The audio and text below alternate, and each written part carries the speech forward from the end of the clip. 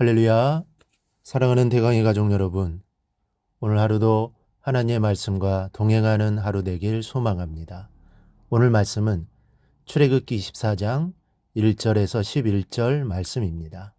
또 모세에게 이르시되 너는 아론과 나답과 아비후와 이스라엘 장로 70명과 함께 여호와께로 올라와 멀리서 경배하고 너 모세만 여호와께 가까이 나아오고 그들은 가까이 나아오지 말며 백성은 너와 함께 올라오지 말지니라.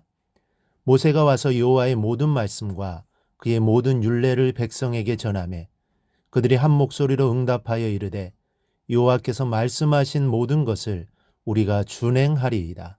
모세가 여호와의 모든 말씀을 기록하고 이른 아침에 일어나 산 아래에 제단을 쌓고 이스라엘 12지파대로 12기둥을 세우고 이스라엘 자손의 청년들을 보내어 여호와께 소로 번제와 화목제를 드리게 하고 모세가 피를 가지고 반은 여러 양푼에 담고 반은 제단에 뿌리고 언약서를 가져다가 백성에게 낭독하여 듣게 하니 그들이 이르되 여호와의 모든 말씀을 우리가 준행하리이다.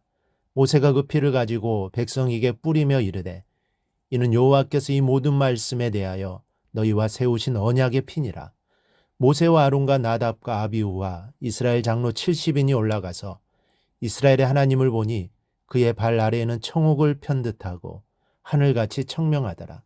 하나님이 이스라엘 자손들의 존귀한 자들에게 손을 대지 아니하셨고 그들은 하나님을 뵙고 먹고 마셨더라. 아멘.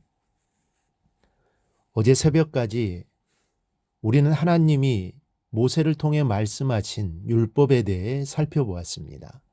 20장부터 23장까지가 율법에 대한 말씀입니다.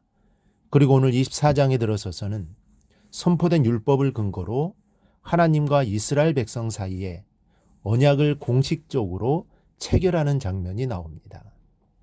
그런데 이 언약 체결 과정에서 하나님의 은혜를 입은 사람들이 나옵니다. 오늘은 하나님께 큰 은혜를 입은 사람들을 살펴보려고 합니다. 어느 날 하나님은 모세에게 이렇게 말씀하십니다. 너는 73명을 이끌고 여호와께 나아오고 여호와를 만나러 가까이 다가올 때에는 모세 너만 올라오라. 이 상황을 그려보면 이렇습니다. 백성이 모여 있습니다. 그리고 모세는 73명을 이끌고 여호와의 산 가까이 다가가 경배를 올립니다. 이때 모세와 73인은 여호와의 영광을 목격하게 됩니다. 그 여호와를 만나기 위해선 모세는 홀로 시내 산에 오르게 됩니다. 9절 10절 말씀을 보면 모세가 아론과 나답과 아비후와 이스라엘 장로 70인이 올라가서 이스라엘의 하나님을 보니 그의 발 아래는 청옥을 편 듯하고 하늘같이 청명하더라. 여기에서 모세가 이끌고 간 사람들을 한번 살펴보겠습니다. 먼저는 70명의 장로들이 여호와를 대면하는 영광을 보았습니다. 하나님께서 이 장로들에게 큰 은혜를 베푸셨음을 알 수 있습니다. 다음은 아론입니다.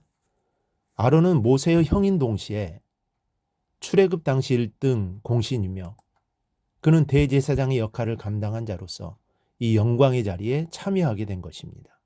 그런데 우리가 관심 있게 지켜보고자 하는 인물은 그 외에 다른 두 사람입니다. 바로 나답과 아비후입니다.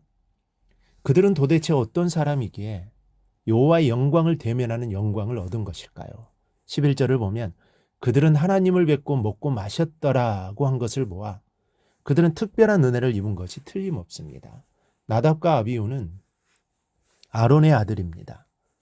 아론에게는 4명의 아들이 있었습니다. 그중 첫째와 둘째가 바로 이들입니다. 그러나 아론의 아들이라고 해서 이런 영광의 자리에 참여할 수 있다는 것은 이해가 되질 않습니다. 왜냐하면 모세에게도 아들이 있었기 때문입니다. 그들은 모세의 아들도 누리지 못한 영광에 참여하게 되었던 것입니다. 그 이유는 과연 무엇일까요? 그들은 장차 아론의 뒤를 이어 대제사장과 제사장의 직무를 수행한 자들이었기 때문에 아론을 따라 시내산에 오른 것이라고 볼 수 있습니다. 참으로 큰 은혜를 입은 사람임에 틀림없습니다. 하나님의 제사장으로 부름받은 것도 큰 은총이거니와 여호와를 만난다는 것은 이거보다 더 큰 영광입니다. 그런데 제가 여러분에게 말씀드리고 싶은 것은 지금부터입니다. 이렇게 큰 은혜를 입고 큰 영광에 참여했던 나답과 아비후가 훗날 제사장으로 임명받은 뒤 얼마 지나지 않아서 아주 비극적인 죽음을 당하게 되었다는 사실입니다. 레위기 10장 1, 2절을 보니 아론의 아들 나답과 아비후가 각기 향로를 가져다가 여호와께서 명령하시지 아니한 다른 불을 담아 여호와 앞에 분향하였더니 불이 여호와 앞에서 나와 그들을 삼키매 그들이 여호와 앞에서 죽은지라 그랬습니다. 정말로 슬픈 죽음이 아닐 수 없습니다. 한때는 여호와의 영광에 초대되었던 사람이 교만해져서 여호와의 명을 무시하다가 죽음에 이르는 것을 보면 우리의 믿음을 항상 근신하지 않으면 안 되겠다는 생각을 하게 됩니다. 가룟 유다를 보면 그는 예수님의 영광스러운 12제자 중 한 사람으로 선택되었던 사람입니다. 얼마나 큰 영광인지 모릅니다. 그러던 그가 은 30냥에 예수님을 팔아넘기는 사람으로 전락해버립니다. 그는 스승을 팔아먹은 것을 넘어 구세주를 판 사람이요 나아가서는 하나님을 은 30에 팔아먹은 사람이 되었습니다. 그도 결국은 스스로 목숨을 끊는 비극을 맞게 됩니다. 오늘 우리에게 주신 나답과 아비후의 교훈을 깊이 새겨야겠습니다. 고린도전서 10장 12절을 보면 그런즉 선줄로 생각하는 자는 넘어질까 조심하라고 하였습니다. 여기서 선줄로 생각하는 자는 스스로 믿음이 강한 자라고 생각하는 자들을 가리킵니다. 당시 고린도 교회에는 선줄로 생각하는 자, 곧 스스로 믿음이 강하다고 생각하는 자들이 있었습니다. 그러면서도 그들은 믿음이 강하다고 자만하여 도리어 넘어질 위기 가운데 있었던 것입니다. 물론 그들은 이 사실에 대해서 까맣게 모르고 있었습니다. 그래서 바울이 그들에게 권면을 하고 있는 것입니다. 즉 엄중히 경고하고 있는 것입니다. 성도들 중에는 자타가 인정하는 믿음이 강한 분들이 있습니다. 또 그들 중에는 신앙 지식이 풍부한 분들도 있습니다. 이것은 참으로 좋은 일입니다. 그러나 우리는 신앙 지식이 풍부하고 또 믿음이 강하다고 해서 절대 자만하거나 오만해서는 안 됩니다. 자기의 신앙이 완성된 줄로 생각해서는 안 됩니다. 우리의 신앙은 이 땅에 사는 동안 결코 완전해질 수 없습니다. 이 땅에서 우리는 늘 불완전한 존재로 살아갑니다.